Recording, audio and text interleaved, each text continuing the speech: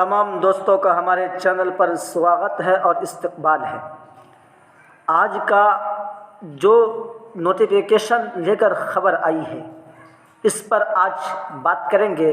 सबसे पहले गुजारिश करता हूं कि आप सबसे पहले इस चैनल को सब्सक्राइब कर दें और लाइक ज़रूर कर दें, ताकि अगर कोई भी इन्फॉर्मेशन शिक्षक रिलेटेड अगर डालेंगे तो सबसे पहले आप तक पहुंच जाए। तो सीटेट का नोटिफिकेशन ऑनलाइन फॉर्म कब तक भरे जाएंगे?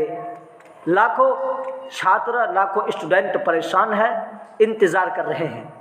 जहां तक उम्मीद है कि सितंबर जो महीना चल रहा है, इसी के 8 से 10 तारीख तक देखने को मिल सकता है। इसलिए सबसे पहले आपको सीटेट का पैटर्न जो है उसके आधारित आपको तैयारी अभी से शुरू कर देना है। और सीटेट पहले से उसका पैटर्न में तब्दीली आएगा, बदलाव आएगा, इसलिए आप अभी से लेवल में तैयारी करते हैं। और जब भी सीटेट का नोटिफिकेशन ऑफिशियल जैसे आएगा, सबसे पहले वीडियो के ज़रिए आप तक पहुंचाया जाएगा।